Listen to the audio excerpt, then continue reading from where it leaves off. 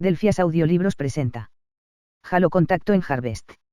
Una novela publicada el 30 de octubre del 2007, por el autor Joseph Statham. Segunda parte. Capítulo 9. Ciudad Santa del Covenant, Suma Caridad, 23ª Era de la Duda. El ministro de la fortaleza había fumado demasiado. Raras veces tomaba estimulantes, los potentes tabacos fumados en narguile que gozaban de popularidad entre su personal de más alto rango. Pero el cónclave de la noche anterior se había alargado de un modo interminable, y había necesitado algo para mantenerse despierto durante la discusión cargada de estadísticas. Ahora el ministro padecía un terrible dolor de cabeza. Nunca más, juró, entornando los pesados párpados y masajeándose un lado del largo cuello. Si al menos el clérigo se diera prisa y terminara su remedio. Como la mayoría de la tecnología Covenant, el sintetizador de hierbas del clérigo Sandsloom estaba oculto tras una fachada de algo natural, en este caso las pulidas paredes de ónice de su celda. La jaspeada mampostería brillaba a la luz de un único holograma situado muy arriba, un dosel de hojas de forma romboidal que susurraban en una brisa simulada. Un mostrador de zinc se extendía a través de la celda, y estaba construido con una altura suficiente para tener en cuenta el hecho de que ambos Sandsooms, como cualquier otro miembro adulto de su especie, se sentaban en sillas antigravedad muy por encima del suelo. Está acabado, anunció el clérigo, retirando una esfera de color ágata del tubo de suministro del sintetizador. Sosteniendo la esfera en los largos y delgados dedos, giró su silla de piedra de vuelta hacia el mostrador, depositó la esfera en un mortero de mármol negro, y le dio golpecitos con una mano de mortero del mismo material. La esfera se hizo añicos, despidiendo una varada a menta a la vez que dejaba al descubierto una colección de hojas y pequeñas bayas. Mientras el clérigo empezaba a molerlas, el ministro se enderezó en los rechonchos almohadones carmesí de su silla de plata e inhaló el medicinal aroma. Los brazos atrofiados del Sandsloom de más edad gesticulaban dentro del holgado vestido de lana mientras convertía los ingredientes en un polvo áspero, un esfuerzo que zarandeó los ralos cabellos blancos que colgaban de su cuello pálido, como la crin de un caballo viejo y desaliñado. La piel marrón claro del ministro estaba, en comparación, lampiña por completo, el único pelo de su cuerpo se enroscaba desde una papada carnosa más oscura bajo los labios de salamandra. Pero incluso aquellos pelos estaban cuidadosamente recortados. El cuidadoso acicalamiento, combinado con vestiduras de un rojo brillante que caían por encima de las rodillas del ministro hasta sus pies nudosos, era testimonio de que no compartía el ascetismo del clérigo, un estilo de culto que propugnaba una humildad extrema en la presencia de tecnología Forerunner, como era el caso del sintetizador. Y sin embargo, reflexionó el ministro, empezando ya a sentir algo de alivio gracias al aroma que desprendía el remedio, cuando empiece el gran viaje, todos recorreremos el sendero juntos. Esta cita directa de las escrituras del Covenant resumía la promesa que era el núcleo de su fe: aquellos que mostrasen la veneración apropiada por los Forerunners y sus creaciones sagradas compartirían inevitablemente un momento de trascendencia, viajarían más allá de los límites del universo conocido tal y como lo habían hecho los Forerunners hacía muchísimo tiempo. La promesa de divinidad era un mensaje con un amplio atractivo, y todo el mundo podía unirse al Covenant sin problemas siempre y cuando aceptasen la autoridad exclusiva de los Sandsooms para investigar y distribuir reliquias sagradas.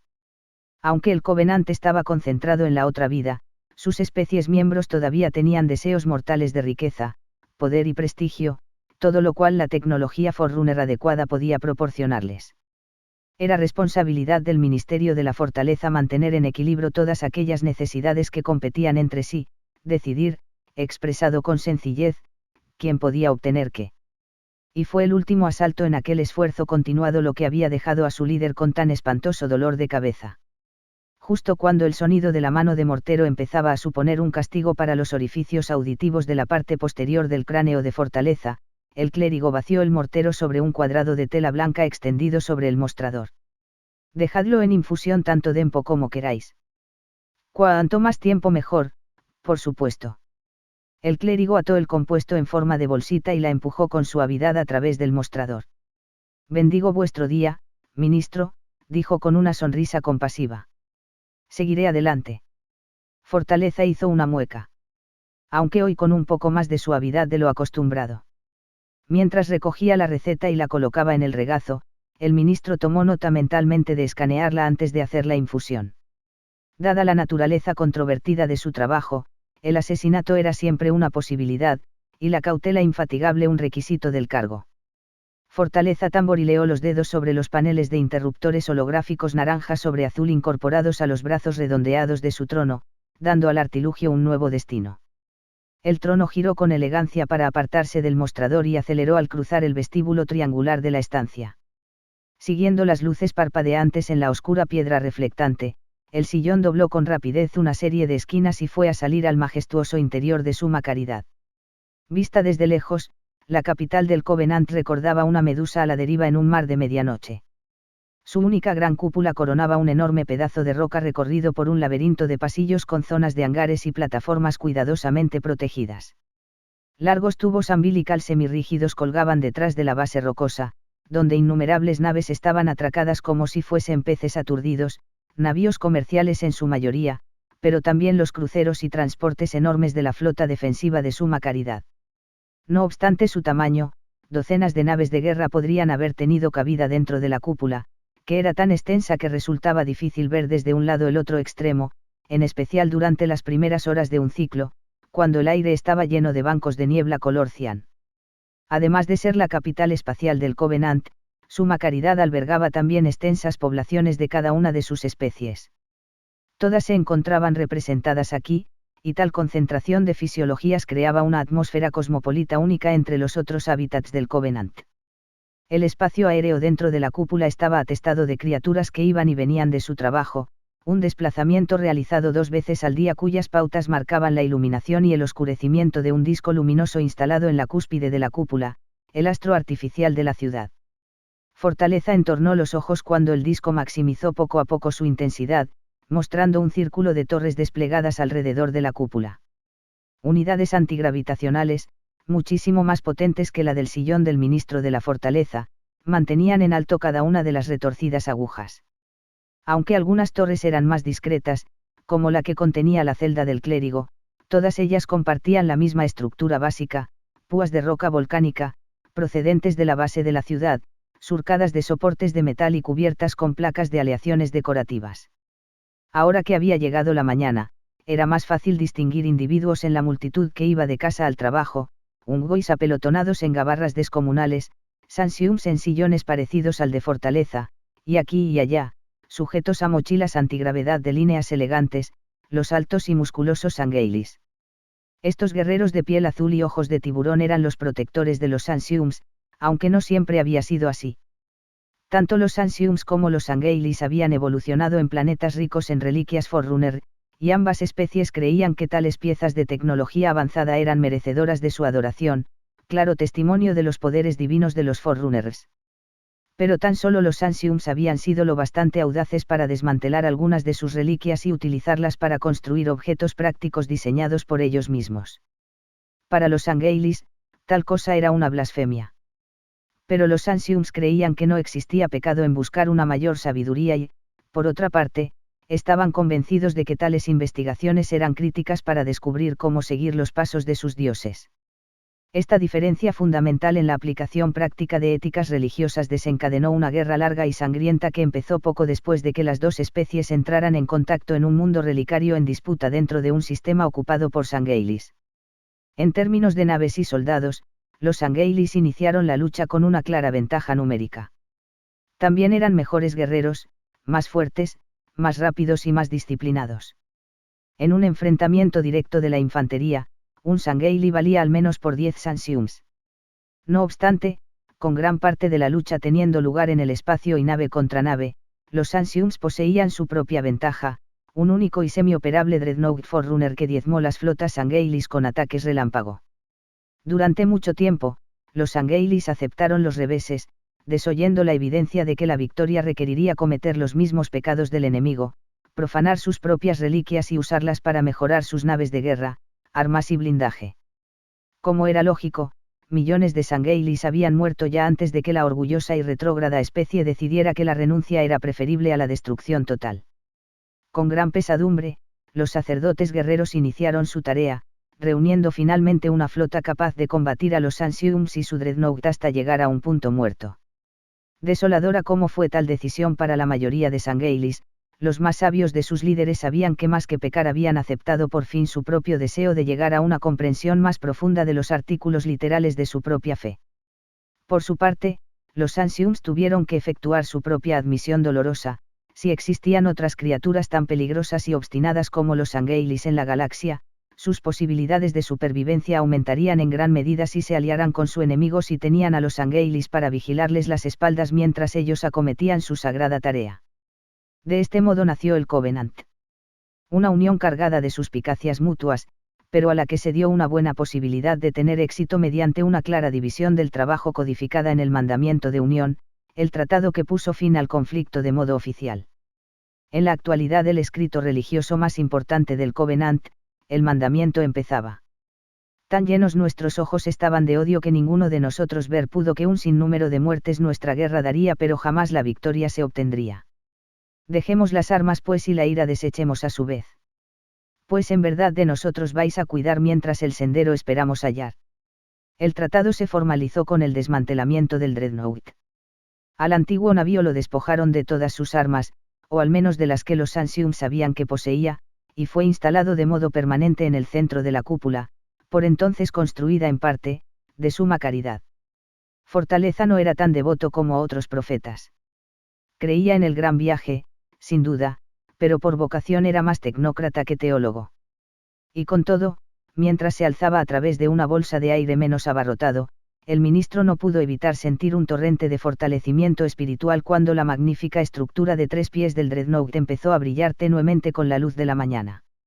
Más que cualquier otra pieza de tecnología Forerunner abandonada, la nave tipificaba la maestría tecnológica de sus constructores. Los motores, por ejemplo, eran tan eficientes que incluso aunque los Ancients solo habían conseguido conectarlos de un modo parcial, generaban energía más que suficiente para sustentar toda Suma Caridad.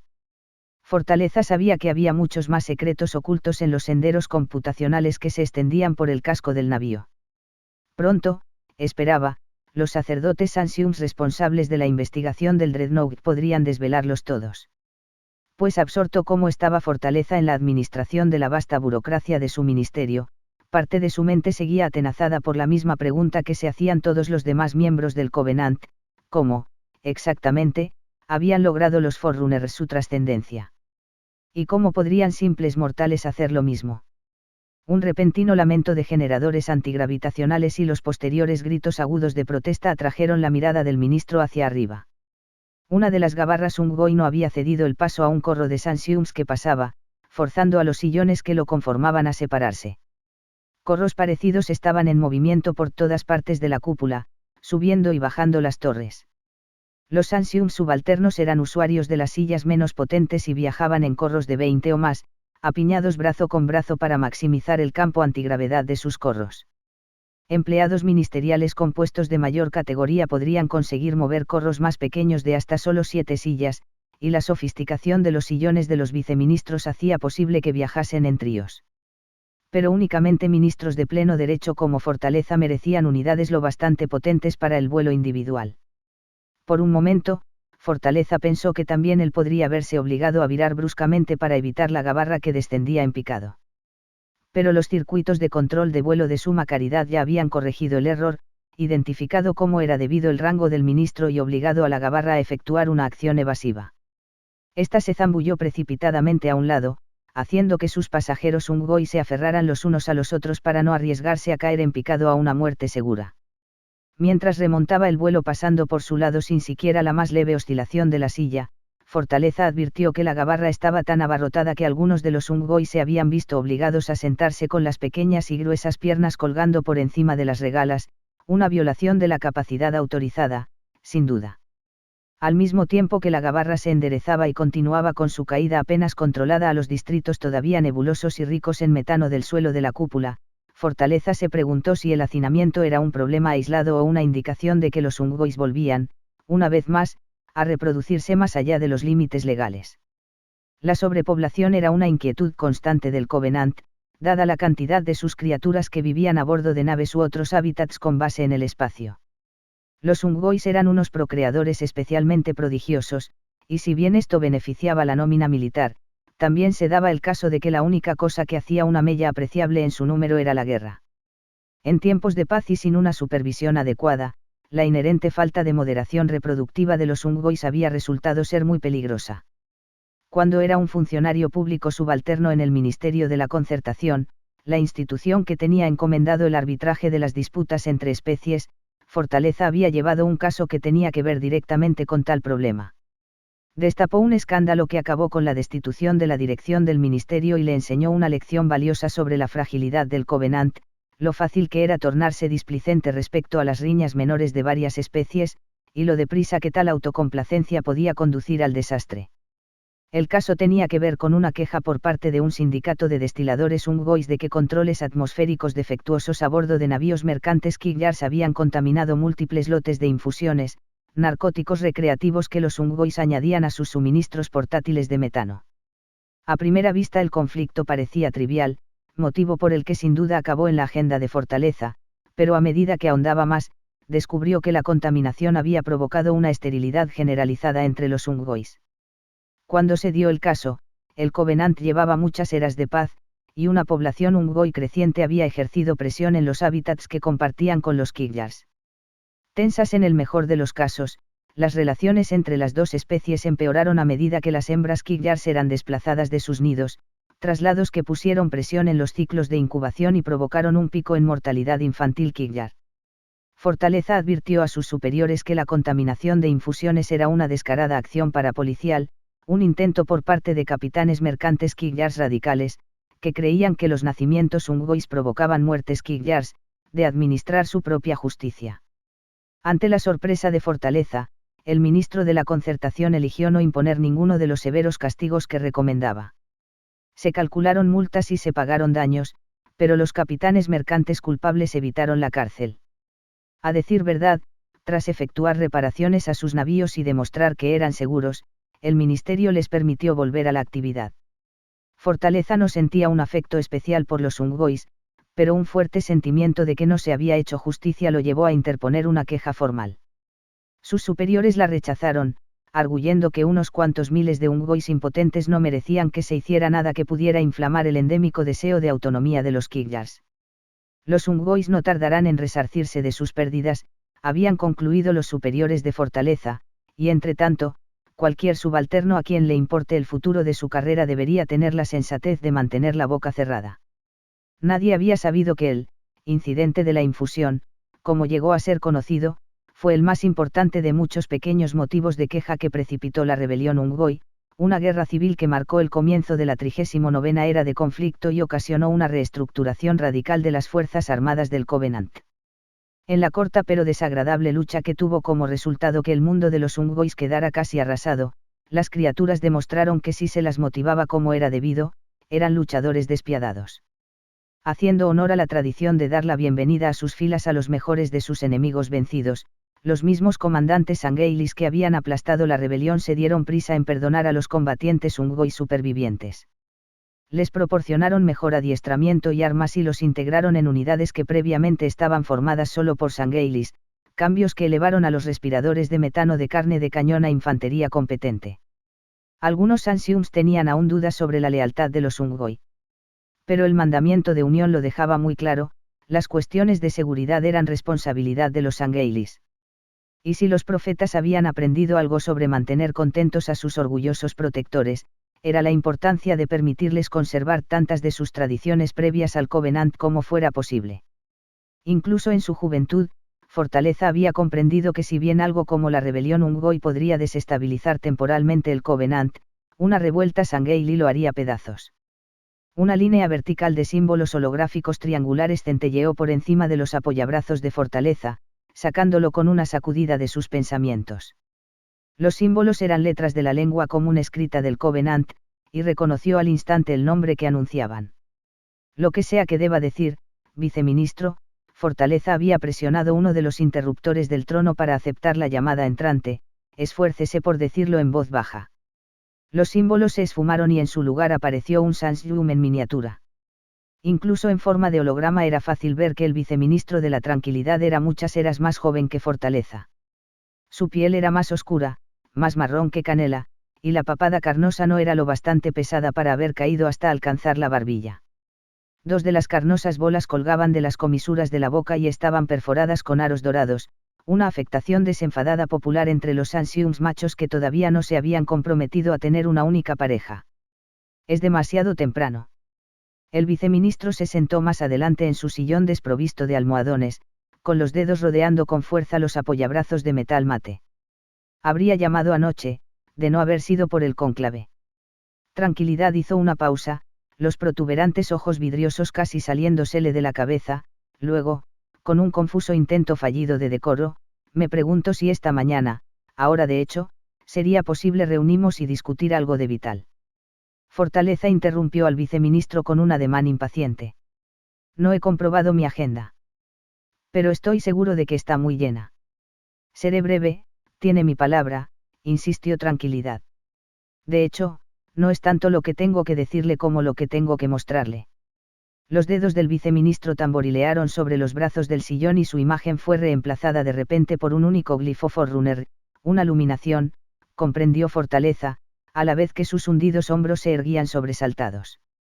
A diferencia de los símbolos triangulares, los glifos sagrados no se utilizaban en la conversación cotidiana. A decir verdad, algunos eran tan sagrados, los conceptos que representaban eran tan poderosos, que su utilización estaba rigurosamente prohibida. Y el que aquel idiota acababa de hacer brillar para que todo el mundo lo viera, maldijo Fortaleza, era el más sagrado y peligroso de todos. En mis aposentos. Inmediatamente. Fortaleza descargó la palma sobre la silla, eliminando el glifo y poniendo fin a la conversación. Resistió el impulso de poner al máximo la aceleración de la silla, pues sabía que solo atraería más la atención. Dándose masaje a la dolorida cabeza, prosiguió su constante ascensión en sentido contrario a las agujas del reloj a la torre de su ministerio, llegando poco después a un vestíbulo amplio en un piso superior. Fortaleza no tenía por costumbre mantener trato con su personal, y esta vez les dedicó aún menos miramientos que de costumbre. Sin embargo, eso no detuvo sus muestras de deferencia, y Fortaleza tuvo que abrirse paso con energía entre las débiles sillas de sus señales subalternos, gastando la poca paciencia que tenía en muestras de cortesía elemental. El vestíbulo iba a dar a una gran galería bordeada de pasillos que conducían a los puestos de trabajo de los empleados. Entre aquellas salidas flotaban estatuas algo más grandes que el tamaño natural de los predecesores de Fortaleza, talladas en piedras extraídas de la base rocosa de Suma Caridad y, vestidas, con túnicas holográficas adornadas con símbolos relativos a los muchos logros notables de los que las llevaban. En el extremo opuesto de la galería había un conducto vertical custodiado por dos angeilis con la inconfundible armadura de un blanco brillante de una de sus unidades de combate más selecta, las luces de Sangelios, Helios, para abreviar, una referencia al cúmulo glaciar de estrellas próximo al sistema del que procedía la especie.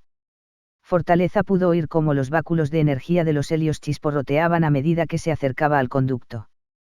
Pero los guardias ni tan solo movieron las 4 mandíbulas irregulares mientras el ministro se deslizaba entre ellos. Atisbando desde los visores de los cascos aerodinámicos que se alargaban hacia atrás, los ojos oscuros de los helios permanecieron fijos en el vestíbulo, la vía más probable para un ataque. El ministro no se ofendió. No había elegido a los helios por sus modales, y a pesar de su porte inexpresivo sabía que darían de buen grado la vida por él. El conducto se estrechó rápidamente de tal modo que unos pocos niveles por encima de la galería apenas había espacio para la silla de Fortaleza. Esto era en parte como seguridad adicional, pero también una metáfora en clave arquitectónica de la posición del ministro. En la cima, solo había espacio para uno. Deja entrar al viceministro de la Tranquilidad en cuanto llegue, dijo con brusquedad a un holograma de un miembro del personal que aguardaba arriba. No me importa lo que eso modifique el resto de mi agenda. El subalterno se desvaneció, y Fortaleza detuvo el sillón con brusquedad en el centro de la habitación donde recibía las visitas. El corazón le latía a toda velocidad, y notó la piel pegajosa bajo las vestiduras. Tranquilízate, pensó.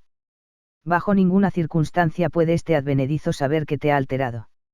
Y así pues, cuando el viceministro emergió del pozo un poco después, encontró a Fortaleza recostado con calma en su sillón, con una bola humeante de té medicinal flotando en un campo de estasis por encima del regazo. Ocupado y enfermo, dijo Tranquilidad con una sonrisa tonta. Me disculpo, ministro, por añadir más carga a su día. Fortaleza se inclinó al frente, presionó los labios contra el campo, y tomó un trago. El campo titiló y encogió a medida que el té se colaba en el gaznate del ministro. ¿A quién más se lo ha dicho? Santidad, usted es el único a quien se me ocurrió contárselo. Hasta el momento, el joven mostraba una deferencia excepcional. ¿Cuánto tiempo durará?, se preguntó Fortaleza, sorbiendo más té con los labios. El viceministro tenía fama de decidido y belicoso, de los que se hacían oír. Las veces que había sustituido a su ministro en sesiones del Consejo Supremo, un organismo de toma de decisiones compuesto por ministros Sansiums y comandantes Angeilis, no había mostrado ninguna reticencia a participar en debates, enfrentándose silla con consejeros muchas eras mayores en una serie de cuestiones polémicas. Fortaleza sospechaba que aquel comportamiento decididamente poco Sansium estaba muy relacionado con el trabajo del viceministro. En el Ministerio de la Tranquilidad dirigía la vasta flota buscadora de reliquias del Covenant y pasaba gran cantidad de tiempo fuera de Suma Caridad, tratando directamente con capitanes mercantes Angeilis, y con tanto contacto, había adoptado algo de su comportamiento más agresivo. ¿Cuántos casos?, preguntó Fortaleza, dando un golpecito con un dedo sobre el trono. El glifo en cuestión apareció entre las sillas de los dos Sansiums, el objeto más brillante en los aposentos sobriamente decorados del ministro. Para el ojo profano, la iluminación no era más que un par de círculos concéntricos, el círculo más pequeño flotaba en el interior del más grande, suspendido por una línea recta que estaba conectada a un entramado circundante de curvas entrelazadas. Pero Fortaleza sabía lo que significaba el glifo, la palabra forerunner que representaba, reclamación, o la recuperación de reliquias previamente desconocidas. El luminar estaba en una nave muy lejana. La transmisión fue un poco incomprensible. Tranquilidad luchó por contener una sonrisa triunfal. Pero detectó miles de casos únicos. Un escalofrío recorrió toda la columna vertebral de Fortaleza. Si había que creer al viceministro, era un descubrimiento sin precedentes. ¿Por qué no ha llevado este descubrimiento a su propio ministro?, preguntó Fortaleza, consiguiendo mantener la voz serena. En el caso de que descubriera su deslealtad, la destitución sería el menor de sus problemas. Un riesgo que valía la pena correr. El viceministro se inclinó al frente en su silla y añadió en un susurro conspirador, para ambos. Fortaleza rió entre dientes mientras bebía el té. Había algo extrañamente atractivo en la insolencia del joven Sansium. Pero daba por sentado demasiadas cosas, decidió, alargando un dedo hacia el interruptor que haría subir a los helios como una exhalación por el conducto. El Consejo Supremo se impacienta. Soltó con aspereza el viceministro, luego continuó a toda prisa, los jerarcas están impotentes, los dilemas sobre los que efectuaron su ascenso bien resueltos. Ya no existe una era de la duda, ministro, y aquellos que tienen algo de sentido común saben que esto es cosa suya por encima de cualquier otro. Fortaleza contuvo la mano. El joven había hecho una observación inteligente. Eras de la duda como la actual tenían por objetivo ocuparse de las secuelas de periodos caóticos anteriores, en este caso la 39ª era de conflicto, aquella que había incluido la rebelión Ungoy y visto el ascenso de Fortaleza a ministro. Sus esfuerzos para redistribuir tecnología tras aquella crisis sí que habían hecho mucho por apaciguar nuevas quejas. Y si bien Fortaleza era en buena parte inmune a la adulación, volvió a sentirse impresionado por el descaro del viceministro. Tranquilidad acababa de colocar los logros de Fortaleza por encima de los jerarcas, los tres Sansiums elegidos para liderar el Consejo Supremo. Eran las tres criaturas más poderosas del Covenant, y llamarlas débiles e inútiles era una proclama peligrosa. Fortaleza retiró el dedo, fascinado de improviso por lo que el viceministro pudiera proponer a continuación, aunque, mirando atrás, debería de haberlo sabido. Nos encontramos en el alborear de una nueva era de la reclamación. El viceministro obligó a la silla a rodear el glifo.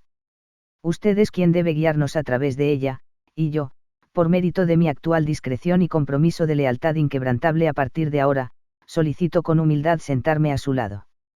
Tranquilidad detuvo la silla justo frente a la del ministro, hizo una profunda inclinación de cintura y abrió los brazos de par en par. Para asumir con usted la responsabilidad de ser un jerarca. Y ahí está, pensó Fortaleza, totalmente pasmado. Ambición al desnudo. No resultaría fácil derrocar a los jerarcas. Para conservar sus elevados tronos, se resistirían a la declaración de una era nueva con toda la influencia de que disponían. Fortaleza tendría que invertir un tremendo capital político, recurrir a todos los favores que se le debían para tener una posibilidad, e incluso entonces. Fortaleza se contuvo. Consideraba en serio la propuesta del viceministro. Se había vuelto loco. Antes de que hagamos nada, advirtió, la lengua moviéndose por su cuenta, debemos asegurarnos de que las luminaciones son legítimas. Tengo una nave de guerra en estado de alerta, aguardando su aprobación para. Fortaleza se echó hacia atrás como si lo hubieran aguijoneado. Ha metido a los Angeilis en esto. La cabeza empezó a darle punzadas, martilleándolo con dolor. Si los Angeilis tomaban posesión del relicario, a saber cómo podría eso trastornar el statu quo. Una vez más el dedo salió disparado hacia la alarma de su trono. Pero el viceministro hizo un brusco movimiento al frente en su asiento y replicó en tono firme.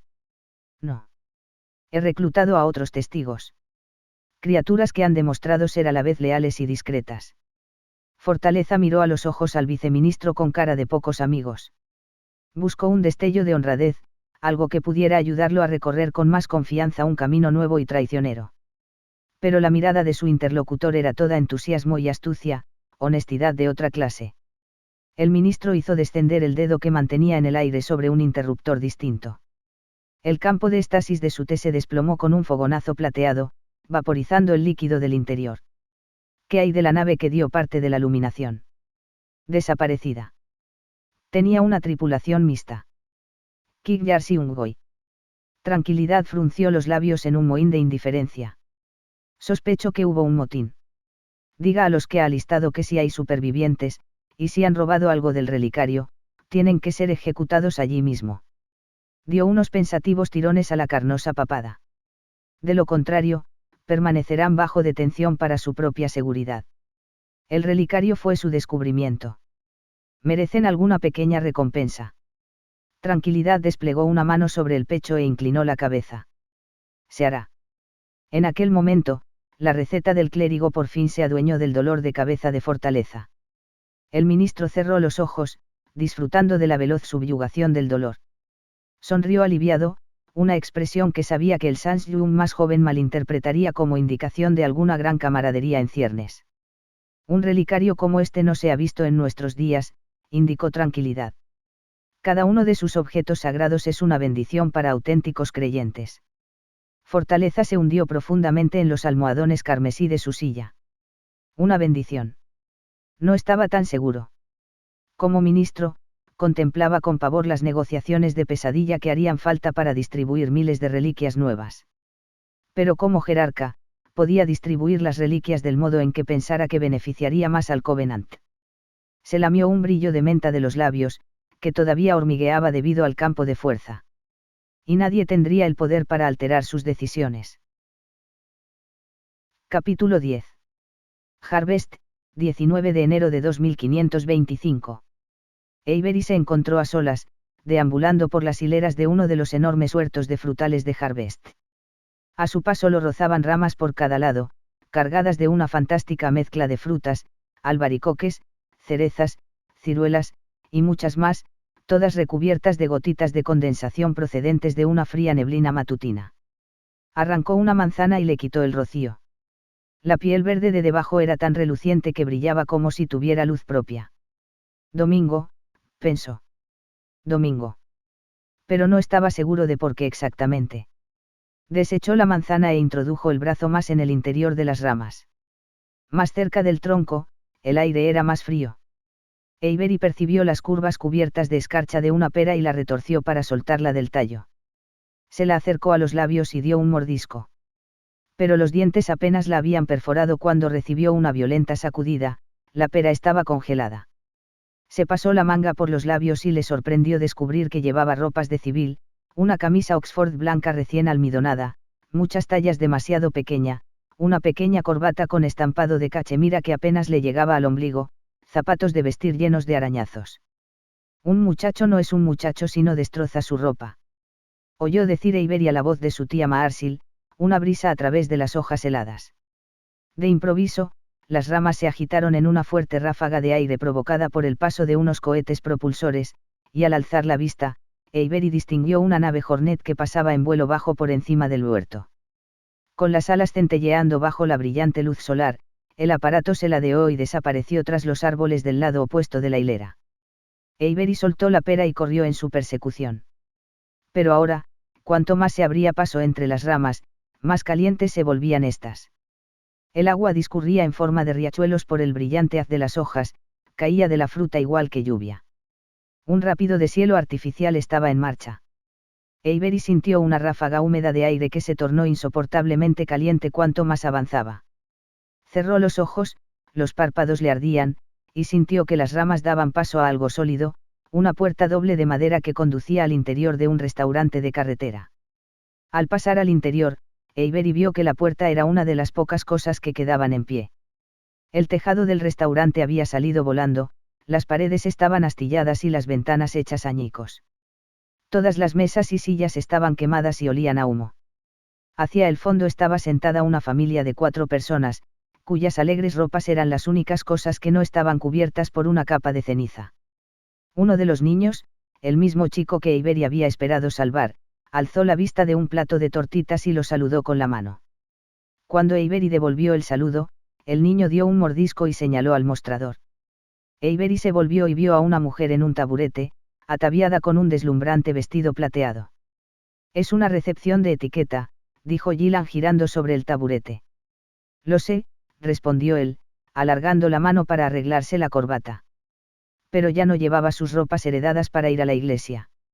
En su lugar se encontró agobiado por una coraza antiimpactos de color negro mate. Gillan frunció el entrecejo. Quizá debería de haber invitado a otra persona. Sacó un bolso del regazo, no el bolso de mano cubierto de espejitos que había llevado para la fiesta del solsticio, sino el bolso burdeos de la terrorista Ini. Introdujo la mano dentro con indiferencia, como si hurgara en busca de un lápiz de labios. Cuidado, señora. Gritó Avery. No es seguro. Intentó saltar al frente y agarrar el bolso, pero sus piernas eran pesadas como el plomo, estaban clavadas al suelo. Oyó el rugido de los propulsores de un Hornet y vio su sombra ondular sobre el mostrador. El niño de la mesa empezó a asfixiarse. Relájese, dijo Gillan a Avery. Se pondrá bien. Avery gimió y apoyó una rodilla en tierra. La coraza se había vuelto insoportablemente pesada. Plantó las manos enguantadas sobre el suelo cubierto de ceniza para no desplomarse. A través de los ojos entrecerrados vio huellas de botas, el frenético movimiento de pies de marines que intentan rodear a un objetivo. Gillan volvió a repetir lo que había dicho. Pero esta vez la voz parecía provenir de otro lugar, un eco desde más allá del restaurante, pero de algún modo muy cerca del oído de Avery. Relájese. Se pondrá bien. Avery lo hizo, y así fue. Los potentes fármacos que lo habían mantenido inconsciente desde su pelea a bordo del carguero se escurrieron fuera de sus venas igual que agua de una bañera. Sintió el tirón de un desagüe imaginario y se dejó aposentar en el fondo. Cuando sus ojos se abrieron por fin parecieron hacerlo a una cuarta parte de su velocidad. Ya está, dijo Gillan, de pie muy pegada a su cama. Bienvenido de vuelta. Avery supo que había estado soñando, pero siguió sorprendiéndolo verla sin el vestido.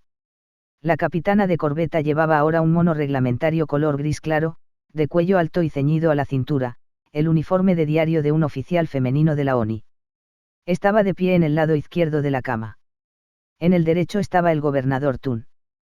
¿Cuánto tiempo he estado inconsciente?, preguntó Avery con voz ronca, echando un vistazo a lo que lo rodeaba, una habitación pequeña con paredes color crema, equipos de supervisión de constantes vitales, y un soporte de suero intravenoso, con el tubo que finalizaba en una aguja en el dorso de su mano derecha.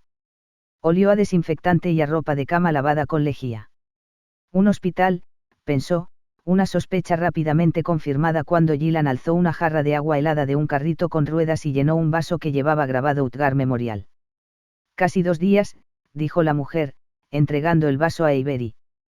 Tiene una fractura en el cráneo. Avery se incorporó sobre un codo, tomó el vaso, y lo vació de un largo y lento trago. Domingo. Eso fue cuando Bayern y él habían montado en una vagoneta de bienvenida de vuelta a la Tiara y pasado al balandro de Alcigny, Valkofsein. Los 2 sargentos mayores habían recibido sus instrucciones, se habían armado, y puesto en camino a las 9, escondidos en el carguero señuelo. ¿Qué hay de Bayern? Está bien.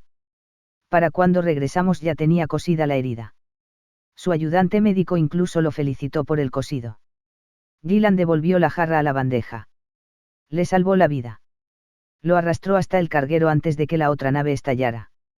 No recuerdo eso, repuso Avery, frunciendo el entrecejo. ¿Qué es lo que recuerda? Preguntó el gobernador. Tun parecía acorralado por las estrechas paredes de la habitación, su antigua mole jovial era ahora una amenaza en ciernes. Refiérame su misión. Paso por paso. Avery arrugó la frente. Esta habitación es segura. Y usted es el único paciente de esta ala, le aseguró Gillan, y luego, señalando con la cabeza al gobernador, dijo, ya le he contado todo lo que sé. Avery alargó la mano hacia una hilera de botones insertados en la barandilla de la cama. Runrunearon motores, y la cama lo alzó a una posición sentada. Tras depositar el vaso en un hueco que formaban las sábanas en su regazo, Avery pasó a un modo de actuar que le era familiar, la rutinaria entrega de un informe posterior a la acción a un superior. Pero solo dispuso de un minuto más o menos para ello. Justo empezaba a describir el combate con los alienígenas cuando Tun se impacientó.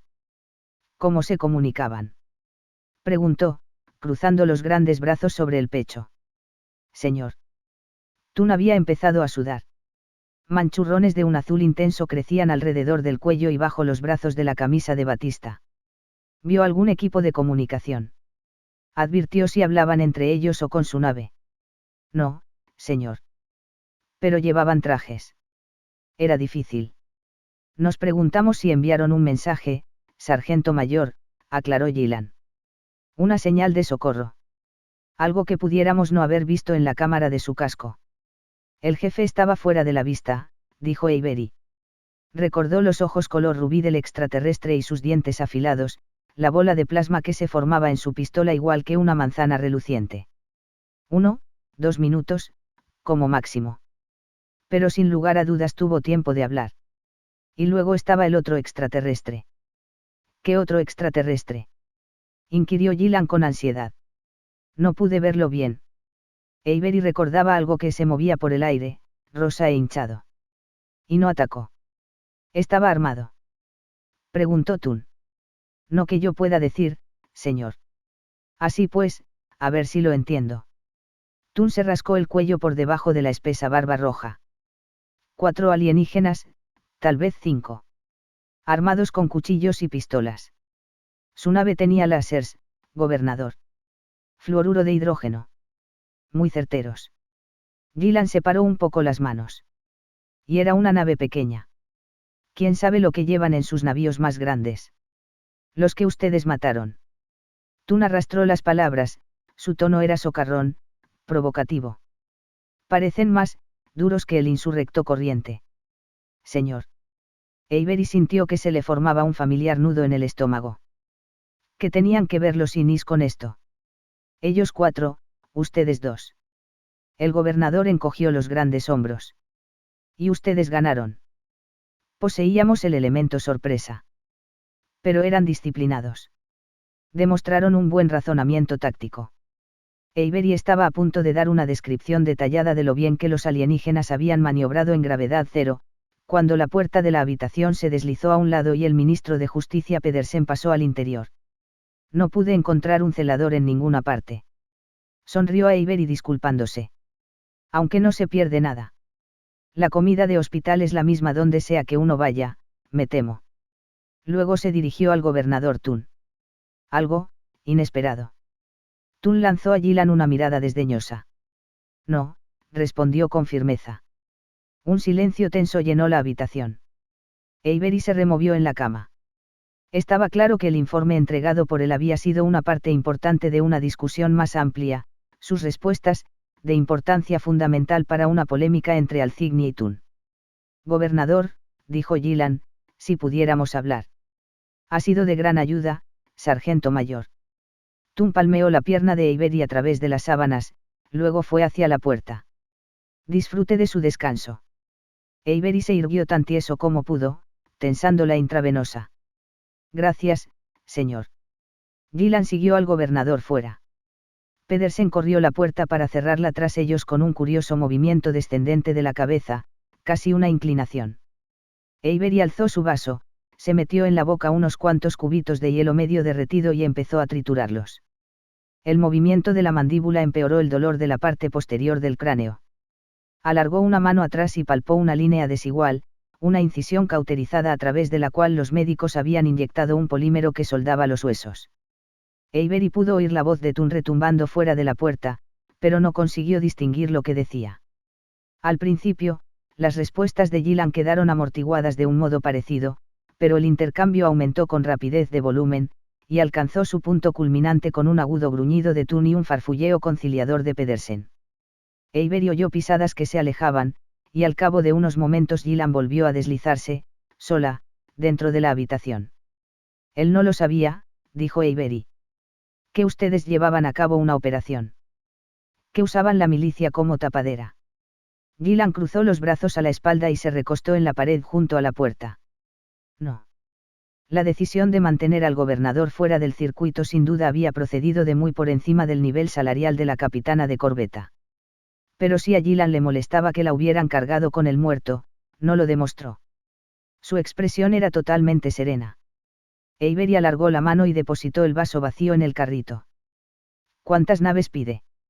Gillan aguardó a que él volviera a acomodarse en la cama. Ninguna. Por un momento, el único sonido en la habitación fue el quedo pitido seco de uno de los monitores cuando registró un pico en el pulso de Avery. Pero no acabamos de establecer un primer contacto con alienígenas. Con el debido respeto, señora. El contacto no fue nada amistoso. Sus armas eran muchísimo más sofisticadas que las nuestras. Y como dijo, eso era probablemente solo material de poca importancia. Gillan asintió. Asestamos un golpe a traición, y ganamos una pelea a puñetazos. Regresarán para un segundo asalto. Lo sé. Entonces, ¿por qué diablos Tun no está pidiendo naves? Gillan se apartó de la pared. Organizar una milicia necesitó años de negociaciones, requirió la aprobación unánime del Parlamento de Harvest. Un porcentaje considerable de sus ciudadanos estaban en contra de tener siquiera un puñado de marines en su planeta. Gillan se acercó hasta el pie de la cama de Avery. Tun no está ansioso por ver cómo reaccionan a tener naves de guerra del UNESC en órbita. Avery recordó las expresiones de los rostros de algunos de los invitados a la fiesta del solsticio, el evidente desdén que mostraron por él y por su uniforme. La insurrección. A Tun le preocupa que vaya a extenderse. A todos nos preocupa que vaya a extenderse, afirmó Gillan. Así pues. ¿Qué? Vamos a limitarnos a hacer caso omiso de estos alienígenas cabrones golpeando a nuestra puerta. El gobernador está alterado. No quiere escuchar. No ahora. No a mí. Entonces, ¿a quién? Gillan rodeó con las manos la barra de acero inoxidable que circundaba la parte baja del colchón de Avery. La oprimió con fuerza, como si dudase de la resistencia del metal. Alguien con conocimientos sobre planes de respuesta autorizados para escenarios de primeros contactos. Alguien que pueda convencer al gobernador de que hacer venir a la flota es lo correcto, o que tenga el rango para desautorizarlo. Alzó los ojos. No yo. Avery sintió frustración en la voz de la mujer, una grieta en su fachada impasible. Tenía una oportunidad de decir lo correcto, de explicar que también él compartía su frustración y preguntarle qué podían hacer, juntos, para preparar a Harvest para un ataque. En vez de ello, dejó que la ira lo venciera. El gobernador se dedica a hacer política, gruñó. Y usted no va a hacer ni una maldita cosa. Avery había estado poniendo a prueba los límites de la insubordinación desde que Tun había abandonado la habitación, pero aquel era un claro paso al otro lado de la línea. Gillan retiró las manos de la barra. Mi nave ya va de camino a Rich, llevando un informe en el que recomiendo, inequívocamente, que el comando de la flota haga caso omiso de las objeciones del gobernador y envíe de inmediato un grupo de combate. Cualquier debilidad en su voz había desaparecido. Clavó los ojos en la mirada descarada de Avery. ¿Qué otra cosa, sargento mayor, sugiere usted que haga? El Valk of Sein era un balandro de la ONI, una nave muy rápida. Pero Avery sabía que necesitaría más de un mes para regresar a Esilon Eridanus.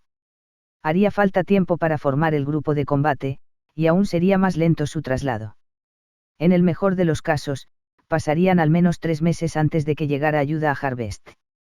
Y Avery sabía, instintivamente, que eso sería demasiado tarde. Con una silenciosa maldición, se arrancó la aguja intravenosa, echó atrás las sábanas, y puso los pies en el suelo. Su bata de hospital era inesperadamente corta, y Gillan estaba en un ángulo más bien delicado.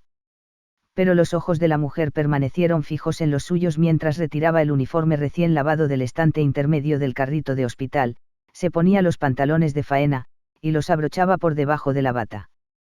¿Qué está haciendo? Regresar al servicio. El sargento mayor se despojó de la bata y la arrojó sobre la cama. Esta vez los ojos de Gillan corrieron veloces arriba y abajo, tomando nota de las feas contusiones que el reciente enfrentamiento había dejado en el amplio pecho y en los hombros de Avery. No recuerdo haberle dado permiso para hacer eso. Avery se enfundó la camiseta color caqui, dobló una rodilla sobre el suelo y se ató las botas. Tengo mis órdenes, adiestrar una compañía de milicianos. Y pienso hacerlo porque justo ahora, señora, sus patéticos culos son todo lo que tiene este planeta. Se encasquetó el gorro reglamentario y fue hacia la puerta. Gillan efectuó un movimiento lateral y le cerró el paso. Él la sobrepasaba por una cabeza, pesaba mucho más y era más fuerte, pero al bajar los ojos al rostro decidido de la mujer, Avery se preguntó seriamente quién acabaría en pie si intentaba abrirse paso y ella trataba de detenerlo. Al final, todo lo que ella necesitó fue su voz. Todo lo que ha visto y hecho en las últimas 24 horas es confidencial. Alto secreto. Entrenará a sus reclutas del mejor modo que sepa. Pero no se dirá lo que sabe. Hizo una pausa. Sus ojos centelleaban. ¿Me he explicado bien? Avery había pensado que los ojos de Gillan eran castaños. Pero ahora reparó en que brillaban con un intenso tono avellana. Un verde insondable. Sí, señora. Gillan se hizo a un lado y Avery abrió la puerta. Al salir al pasillo, lo sorprendió ver al capitán Ponder, sentado en un banco acolchado unas pocas puertas más abajo, con los dedos ocupados en la pantalla de su placa de datos com. Ponder alzó los ojos cuando Avery se acercó. Esperaba algo peor. Sonrió. Tiene muy buen aspecto. Capitán, saludó Gillan mientras pasaba ante él con rápidas zancadas. Ponder se puso en pie y le dedicó un apresurado saludo con el brazo ortopédico. Señora.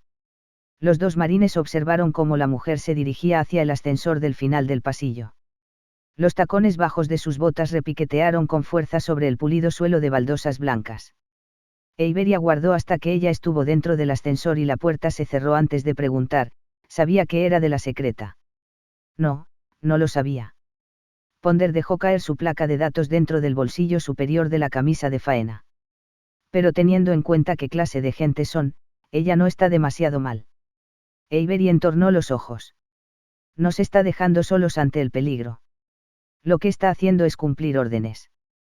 Ponder posó la mano ortopédica sobre el hombro de Avery. Traer a la flota. Eso le toca a Tun.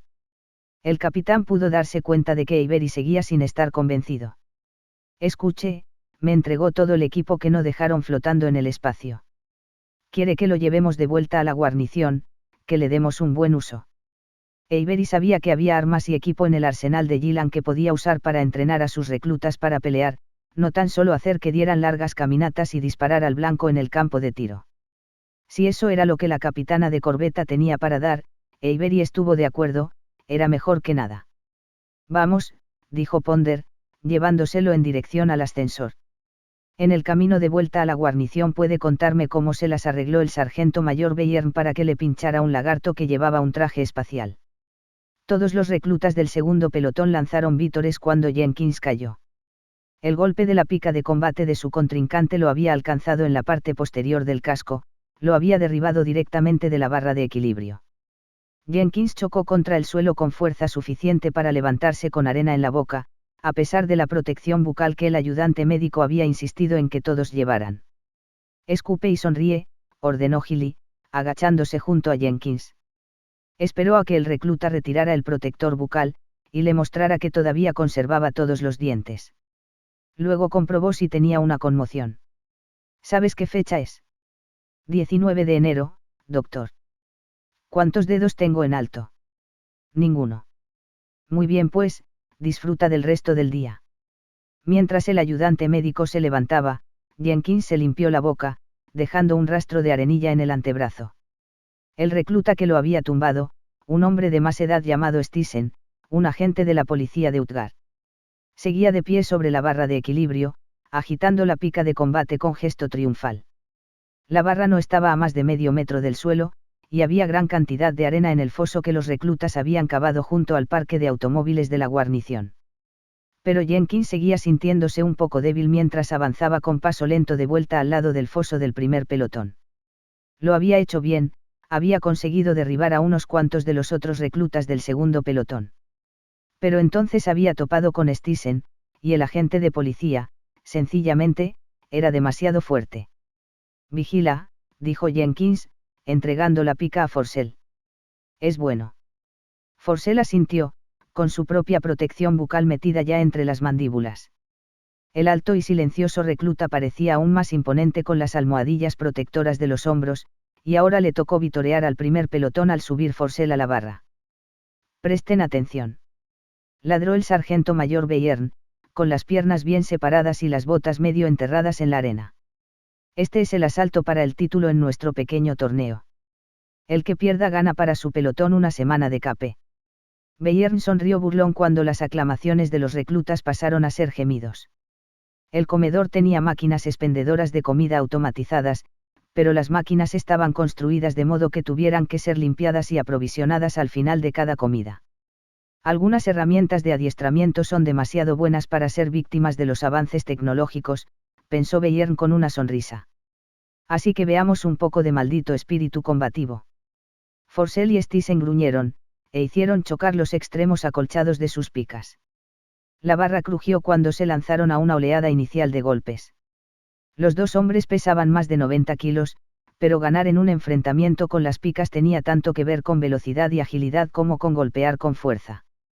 Stisen, que era más delgado, tenía una leve ventaja. Tras hacer tambalear a Forsell con un golpe corto a la barbilla, se limitó a retroceder mientras el recluta más pesado reaccionaba con un violento ataque, perdía el equilibrio y pisaba el foso. Los compañeros de pelotón de Stisen soltaron unas risotadas burlonas ante el éxito de la estratagema de este. Bayern no se dejó impresionar. La única cosa que recibirás si retrocedes es una patada en el culo. Agarró la máscara facial del casco de Stisen y le dio una serie de enérgicos tirones. Así que para de hacer el tonto. Sí, sargento mayor. Rugió Stisen con los dientes apretados. De acuerdo. Vamos, bastardos. Matad, matad, matad. Los dos hombres volvieron a pelear. Esta vez golpearon con fuerza, trabaron los bastones e intentaron arrojarse el uno al otro fuera de la barra. Hubo un momentáneo punto muerto. Dos pares de botas resbalaron hacia atrás, luchando por mantener el equilibrio. De improviso, Stisen liberó su arma. Forsell trastabilló y dio un traspié al frente. Stisen lanzó un poderoso mandoble contra la cabeza de su adversario, pero el fornido recluta hundió la barbilla en el hombro, amortiguó el golpe de Stisen y contraatacó con una estocada a las costillas del policía que lo derribó de costado sobre la arena. Stisen rodó para ponerse en pie y encogió los hombros como para decir, un golpe de suerte, una reacción que provocó un coro de abucheos por parte del primer pelotón que persistió incluso cuando Bayern exigió tranquilidad. Un Warthog entró rugiendo en el parque de automóviles. Necesitáis seguir trabajando, gritó Bayern, echando un vistazo al Warthog mientras Avery y el capitán Ponder bajaban de él. Oigamos cómo contáis hasta 50. Los reclutas se dejaron caer al suelo e iniciaron sus flexiones de castigo, contando en voz alta y al unísono. Pero Jenkins mantuvo la cabeza en alto, y observó cómo los dos sargentos mayores se reunían bajo la atenta mirada del capitán Ponder. No hacía falta ser un genio para darse cuenta de que no había ninguna cordialidad entre Avery y Bayern. Desde el mismo momento en que había llegado a la guarnición, Jenkins advirtió que hacían esfuerzos por evitarse.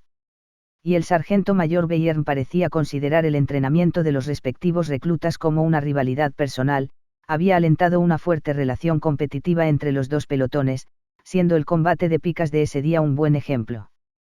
Pero mientras conversaban entre sí, los sargentos mayores parecían a gusto. Avery señaló una colección de resistentes estuches de plástico en la plataforma de carga descubierta del Warthog. Ponder dijo algo que Jenkins no pudo oír por encima de los gritos de sus compañeros de pelotón. Pero debió de ser algo bueno, Porque Bayern asintió con aprobación. Luego, el sargento mayor Johnson extendió su mano. Bayern hizo una pausa, lo bastante larga para que Jenkins contara de 35 a 45, luego alargó la suya y estrechó la de Avery con energía. Segundo pelotón, en pie. Bramó Bayern, volviendo al foso de arena.